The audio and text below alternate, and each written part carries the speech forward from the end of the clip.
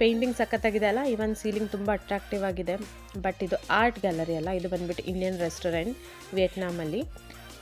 So ಇವತ್ತು ಹೊರಗಡೆ ಹೋಗಿದ್ವಿ ಶಾಪಿಂಗ್ ಮಾಡೋಣ ಅಂತ ಹೇಳಿಬಿಟ್ಟು, ಆದರೆ ಬರೋ ಅಷ್ಟೊತ್ತಿನಲ್ಲಿ ಲೇಟ್ ಆಯಿತು.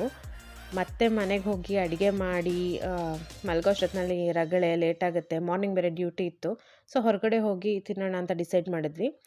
ಯೂಶ್ವಲಾಗಿ ನಾವು ಹೋಗುವಂಥ ಒಂದು ಇಂಡಿಯನ್ ರೆಸ್ಟೋರೆಂಟ್‌ಗೆ ಹೋದ್ವಿ. ಸೊ ಇಲ್ಲಿನ ಪ್ರೈಸಸ್ ನಿಮಗೆ ತೋರಿಸ್ಬೇಕು ಅನ್ನಿಸ್ತು. ಯಾಕಂದರೆ ಎಲ್ರಿಗೂ ಕ್ಯೂರಿಯಾಸಿಟಿ ಇರುತ್ತೆ ಹೊರಗಡೆ ಎಷ್ಟಾಗ್ಬೋದು ಅಂತ. ಸೊ ಇಲ್ಲಿ ನೋಡ್ಬೋದು ನೀವು, ಒಂದು ಗೋಬಿ ಮಂಚೂರಿಗೆ ಬಂದುಬಿಟ್ಟು 110,000 VND. ಅದನ್ನು ನಾನು ಇಂಡಿಯನ್ ರುಪೀಸಲ್ಲಿ ಹೇಳ್ಬೋದು ಅಂದರೆ ಲೈಕ್ 340 350 ರುಪೀಸ್ ನಿಮಗೆ ಒಂದು ಗೋಬಿ ಮಂಚೂರಿಗೆ ಆಗುತ್ತೆ. ಅಷ್ಟೊಂದೆಲ್ಲ ದುಡ್ಡು ದಂಡ ಯಾಕೆ ಸೈಡ್ ಡಿಶ್ ಮೇಲೆ ಅಂತ ಹೇಳ್ಬಿಟ್ಟು ನಾನು ಒಂದು ಮೀಲ್ಸ್‌ನ ಆರ್ಡರ್ ಮಾಡಿದೆ. ಅವರೊಂದು ಬಿರಿಯಾನಿನ ಆರ್ಡರ್ ಮಾಡಿದ್ರು. ಈ ಮೀಲ್ಸ್‌ಗೆ ನಮಗೆ ಕಾಸ್ಟ್ ಆಗಿದ್ದು ಇಂಡಿಯನ್ ರುಪೀಸಲ್ಲಿ 530 ರುಪೀಸ್. ಅವರ ಬಿರಿಯಾನಿಗೆ ಬಂದು ಆಲ್ಮೋಸ್ಟ್ 430 ಟು 440 ರುಪೀಸ್ ಆಯಿತು. ಬಟ್ ಇದು ತಿಂದ ತಕ್ಷಣ ಹೊಟ್ಟೆ ತುಂಬುತ್ತೆ. ಏನು ಮತ್ತೆ ಮನೆಗೆ ಹೋಗಿ ತಿನ್ನಬೇಕಾ ಆ ಥರ ಏನಿಲ್ಲ.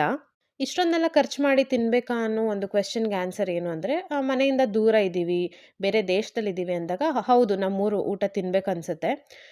ಸೊ ಆಗಾಗ ಏನು ಮಾಡೋಕ್ಕಾಗಲ್ಲ, ಯಾರಾದರೂ ಮಾಡಿಕೊಡ್ಬೇಕು, ನಾವು ತಿನ್ನಬೇಕಂತ ಆಸೆ, ಹೋಗಿ ತಿಂತೀವಿ. ಸೊ ಇದೊಂದು ರೆಗ್ಯುಲರ್ ಅಂತ ಅಲ್ಲ. ಈವನ್ ನಾವು ಮನೇಲಿ ಕುಕ್ ಮಾಡ್ಕೊಂಡು ತಿನ್ನಬೇಕು ಅಂದರೂ ಕೂಡ ಇಂಪೋರ್ಟ್ ಮಾಡಿಸ್ಕೊಳ್ಬೇಕು ಎಲ್ಲ ಐಟಮ್ಸು. ಹಾಗಾಗಿ ಕಾಸ್ಟ್ಲಿನೇ ಬೀಳುತ್ತೆ. ಎಲ್ಲರೂ ದುಡಿಯೋದೇ ತಿನ್ನೋದಕ್ಕೋಸ್ಕರ. ಸೊ ನಮ್ಮ ಮೇಲೆ ಇನ್ವೆಸ್ಟ್ ಮಾಡ್ಕೊಳ್ಳೋಣ, ಏನು ತಪ್ಪೇನಿಲ್ಲ.